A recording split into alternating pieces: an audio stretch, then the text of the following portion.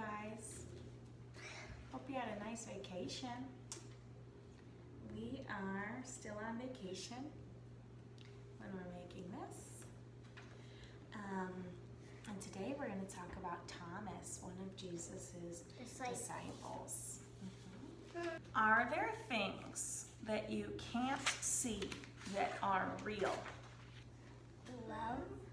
Love? Okay.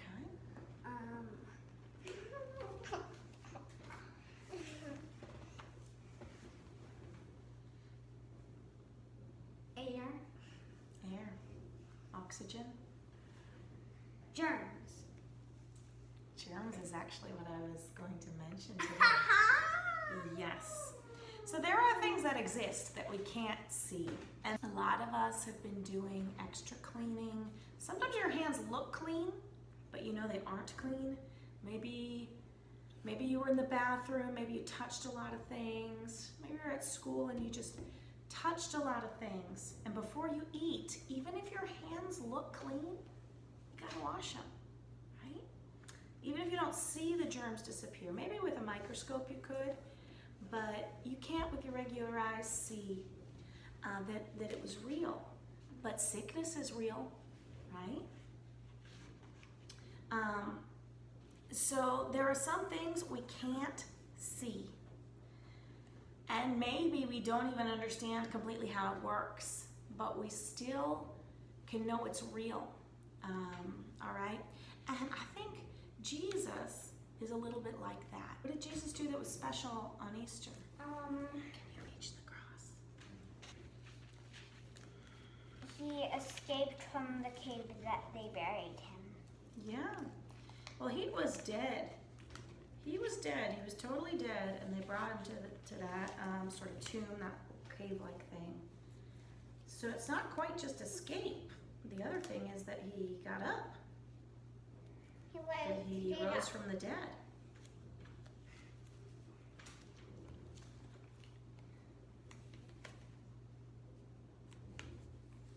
That looks so nice. We didn't make this last week. We had my brother in town. We actually had a Passover Seder that we learned about 2 weeks ago. We had that food and that kind of special meal and said those special prayers that Jesus would have said on the night that he was arrested. So that happened on, you want to show that? Yeah, come. This is the book that they gave us. So we had this special meal. See down here, remember those kind of crackers we ate? Yeah. What's it called? Matzah. And there are also matzah balls, and I get yummy chicken soup. And This page of your coloring book is sort of what we're talking about today. Jesus was risen. Mary Magdalene went to show the disciples, told the disciples the good news. Jesus appeared to them and showed them the wounds on his hand, feet, and side. And we're going to learn that story in more detail today. The wounds are like the holes that those nails that they hammered on. So when he was on the cross, his hands had nails through them, his feet had nails through them. Feel and it said the side. So going back to some things that we don't believe or don't understand or can't see. If you know somebody's dead and they appear to you, you're going to be like, what's going on? You might not totally believe it, right? And that's kind of what happened as the disciples found out that Jesus was raised from the dead. He rose again. They didn't quite believe it. It didn't make sense, okay? So sometimes that happens, that there are miracles that happen that don't make sense. And some of us can't believe because we want everything to make sense in our head. Okay, so we're going to learn about that disciple today. I'm going to open the Spark Story Bible. If you are following along in a different Bible, it's the book of John. The book of John, Gospel of John, chapter 20, verse 19. And in your Spark Story Bible, we're looking at 492.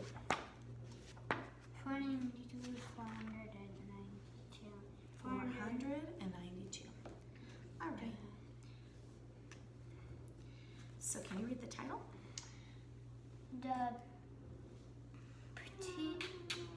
I'll give you a clue. That B is silent. You don't have to pronounce the B. Doubting. Okay. Doubting Thomas. Is it a turtle dove? Not a turtle dove, just a dove. Dove. Okay. The disciples were hiding in a house that night, the night that Jesus rose from the dead. They were afraid. Bam! They locked all the doors. Okay. What you have to remember at this time is they just killed, the Roman people just killed the disciples' leader, Jesus. So at that time, it would be normal to expect that they're going to come after them too. They locked all the doors. Jesus came and stood by them. "Peace be with you," he said. The disciples looked up in surprise. Jesus showed them his hands and his side so they would know it was him. Jesus said to them again, "Peace be with you. God has sent me to you. Now it's your turn to go tell the rest of the world about me."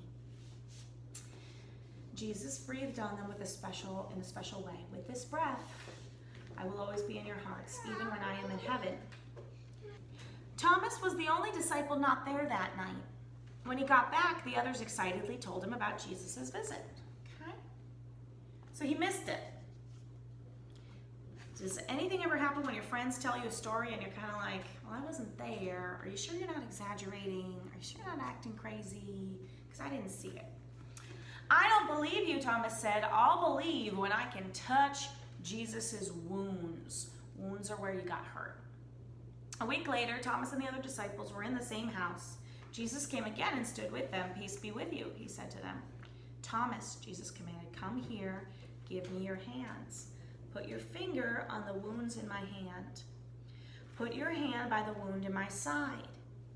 Do not doubt anymore. It's time for you to believe." Okay? Thomas didn't believe, and Jesus came back and showed him. There's a really red part on his hand. Yeah, I mean, it's a wound. So this is Jesus over here, and this is Thomas looking shocked. Thomas's eyes popped. "My Lord and my God," he explained. There's the red. Jesus answered him, "You believe because I'm here with you and you've seen me. Think of those who have not seen me but believe in me anyway. You should believe even when you cannot see it for yourself." Okay? And so we are like those people who can't see it for themselves. I don't think any of you have had Jesus come to you and give you himself to touch. With Thomas, he actually came in person, let him touch his wounds, okay? And not everybody gets that. Some of us have to believe, even if it's hard to believe. And I would say to you guys, there are a lot of times that you might feel like you can't understand or you don't believe. And that's a normal feeling sometimes, so don't worry. But if you want more faith, if you want to believe even though you can't see, that's a gift, and you can ask God for that gift of faith. God, please help me to believe. Help what I don't believe. Help me understand. Help me believe.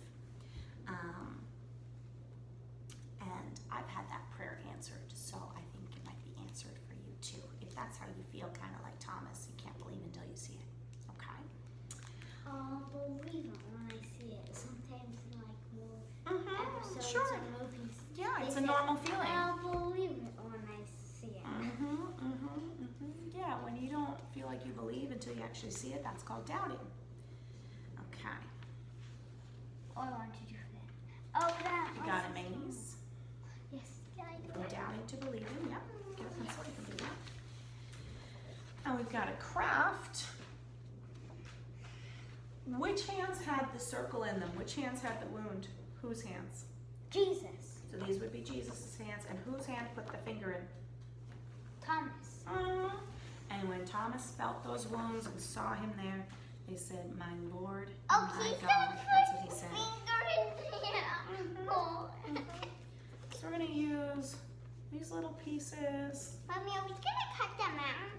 We're going to cut out the hands and put it so that we can write Thomas on the hand with a finger, Jesus on the hand with the wounds, and kind of arrange these hands so they're touching in there. You put my scissors. That's our craft today. Okay? So you could do these little pieces, stick it down, or you could just glue to the paper, that's fine, and try to get it so the finger is going through the wound.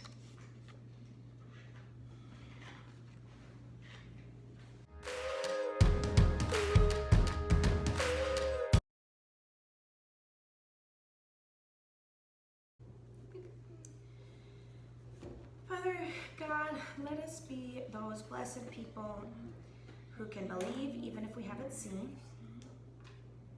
And let's finish with the words Jesus taught us to pray.